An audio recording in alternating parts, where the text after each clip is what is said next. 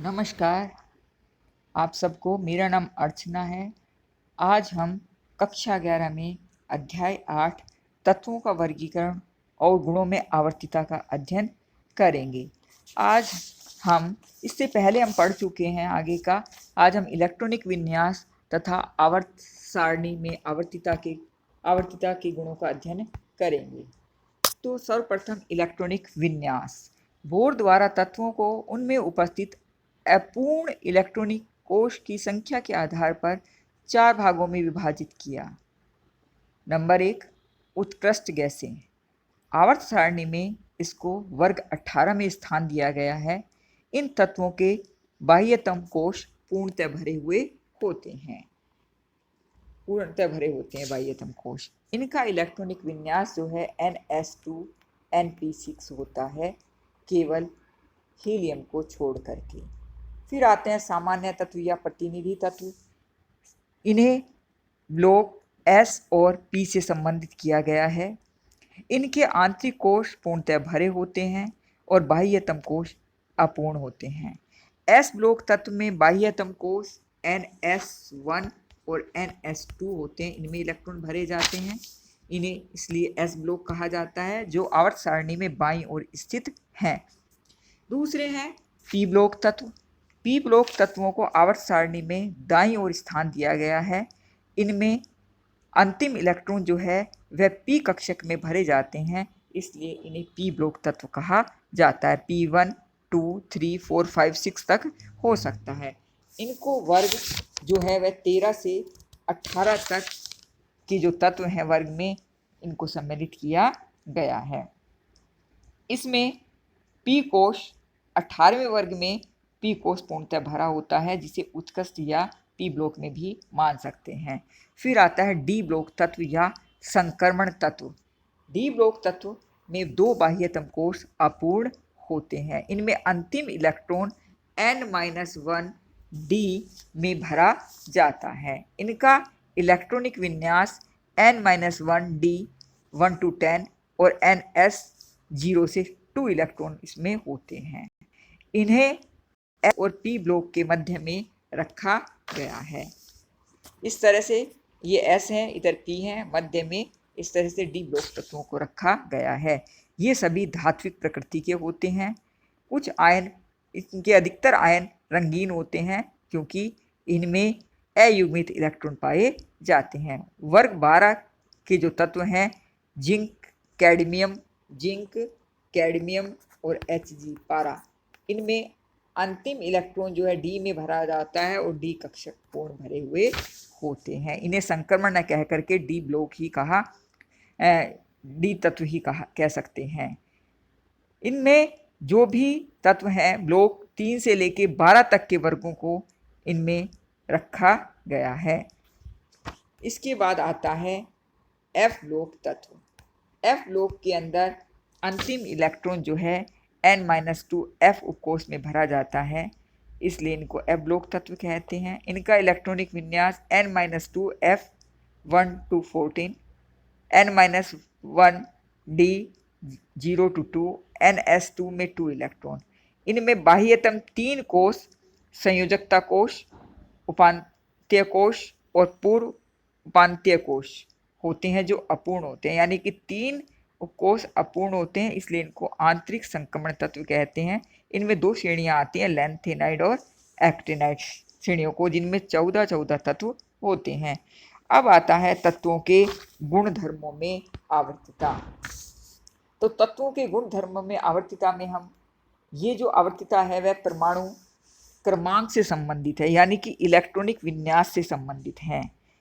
परमाणुओं के गुण जैसे परमाणुवीय त्रिज्या, आयनिक त्रिज्या, आयनन विभव, विद्युत ऋणात्मकता, इलेक्ट्रॉन लब्धि, एंथैल्पी आदि परमाणुओं के इलेक्ट्रॉनिक विन्यास पर निर्भर करती हैं। आवर्त सारणी में यदि हम बाएं से दाएं ओर की ओर जाते हैं और वर्ग में ऊपर से नीचे की ओर जाते हैं, तो इलेक्ट्रॉनिक विन्यास में क्रमिक रूप से परिवर्तन आता है, जिससे इनके परमाणुओं के गुणों में भी, ऊपर वाले ये गुण बताए हैं जो, इनमें भी क्रमिक रूप से परिवर्तन आता है, इसीलिए इन्हें आवर्ती गुण कहते हैं।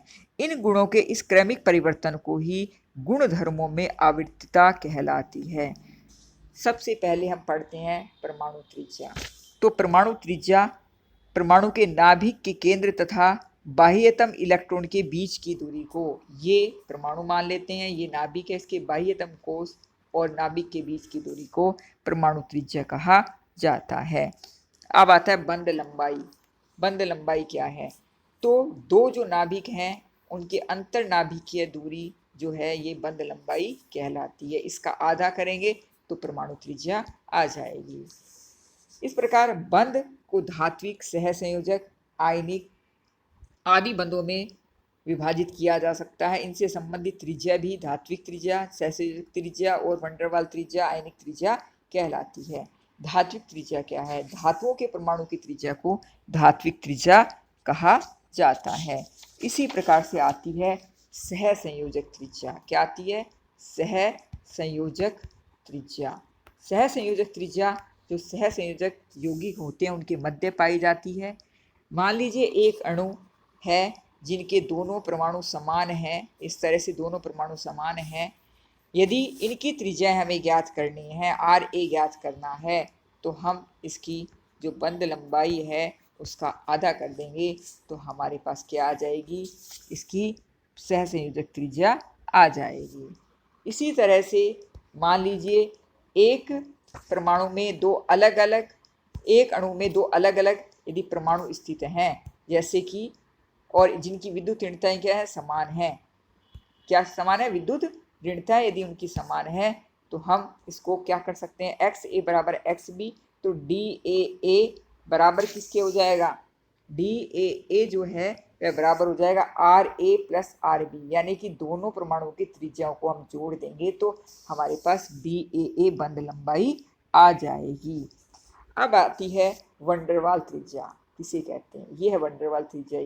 तो दो एक ही तत्व के दो अणुओं के अबंधित परमाणुओं के नाभिक के मध्य की दूरी का आधा जो है वंडरवाल त्रिज्या कहते हैं। ये दो परमाणु है, ये आपस में बंध नहीं बना रहे, लेकिन इनके पास पास में जो स्थित है अबंधित परमाणु, उनके नाभिक की दूरी, इनके नाभिकों की दूरी को हम क्या कहेंगे?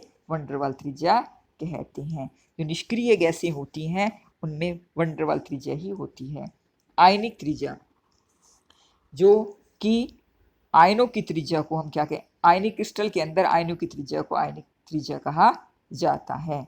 तो धन आयन का आकार सदैव उदासीन परमाणु से छोटा होता है और ऋण आयन का आकार उदासीन परमाणु से बड़ा होता है। अब हम आयनिक त्रिज्या या परमाणु त्रिज्या की आवर्तिता का अध्ययन करते हैं, यानी कि आवर्त सारणी में वर्ग ऊपर से नीचे जाने पर और बाएं से दाएं जाने पर आवर्तता में क्या प्रभाव पड़ता है।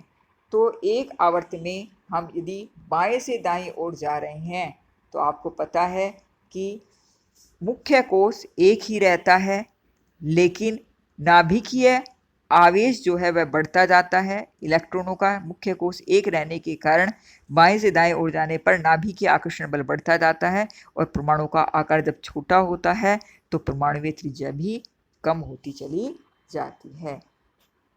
इसके बाद इसमें जब नाभिकीय आकर्षण बल बढ़ेगा, नाभिकीय आवेश बढ़ने के साथ साथ परमाणु त्रिज्या का मान और आणविक त्रिज्या का मान कम हो जाएगा। लेकिन संक्रमण और आंतरिक संक्रमण जो तत्व हैं, इनमें बाएं से दाएं ओर जाने पर परमाणु त्रिज्या में अधिक अंतर नहीं आता, क्योंकि इलेक्ट्रॉन n-1d कक्षकों में भरे जाते हैं। आंतरिक संक्रमण में n-2f में इलेक्ट्रॉन भरे जाते हैं, इसलिए परमाणु त्रिज्या में अधिक अंतर नहीं आता है। अब आगे हम बात करते हैं वर्ग में। तो वर्ग में जाने पर क्या होगा? वर्ग में ऊपर से नीचे की ओर जाएंगे। वर्ग में क्या जाएंगे? ऊपर से नीचे की ओर जाने पर मुख्य कोश का मान बदलता रहता है। जैसे पहले मुख्य कोश 1s, इस तरह से 1s है, फिर 2s है, तो मुख्य कोश बढ़ता जा रहा है। मुख्य कोश की इलेक्ट्रॉन यानी कि पहले जैसे इस कोश में भरे जा रहे थे, अगली बार इस कोश में भरे जाते हैं, तो नाभिक से दूरी बढ़ती जाती है। नाभिक की आवेश बढ़ता है, लेकिन नाभिक से इलेक्ट्रॉन की दूरी बढ़ने के कारण परमाणु के आकार में वृद्धि होती है ऊपर से नीचे जाने पर। जब परमाणु के आकार में वृद्धि होगी तो मान लीजिए कि आप परमाणु का आकार, परमाणु त्रिज्या का मान भी बढ़ेगा, तो परमाणु की त्रिज्या के मान में बढ़ोतरी होगी वर्ग में।